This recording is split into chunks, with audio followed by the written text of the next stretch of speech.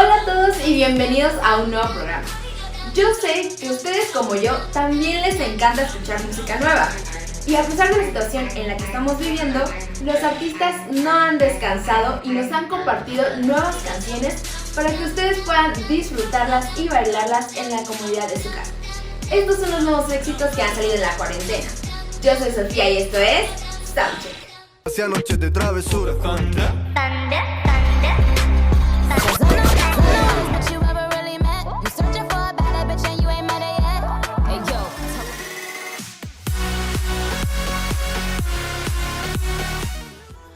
La primera canción es X, una colaboración entre los Jonas Brothers y Karol G.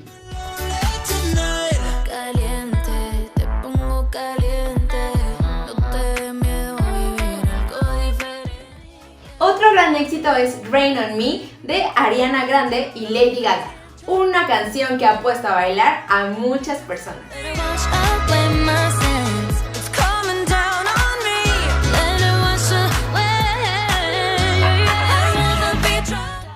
En esta cuarentena se han visto muchas colaboraciones entre artistas y una de estas es entre Rosalía y Travis Scott con su canción TKN. Mi mundo está duro, dinamita. Leche con azúcar, ella tiene mentira brazuca, esa mami. Pero los artistas mexicanos tampoco se han quedado atrás, porque Dana Paola ha sacado también un éxito musical llamado Sola. Prefiero estar sola,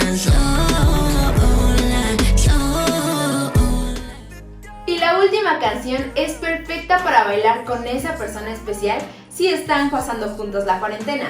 Esa es Stuck With You de Ariana Grande y Justin Bieber. Stuck with you, stuck with you, stuck with you. So go ahead and drive me insane. Baby, run your mouth. ¿Y tú? Cuéntanos cuál de las canciones que han salido ha sido tu favorita y qué canción has escuchado más en esta cuarentena. Escribe en los comentarios y no te olvides de seguirnos en nuestras redes sociales para no perderte nada de nuestro contenido. Yo soy Sofía y esto fue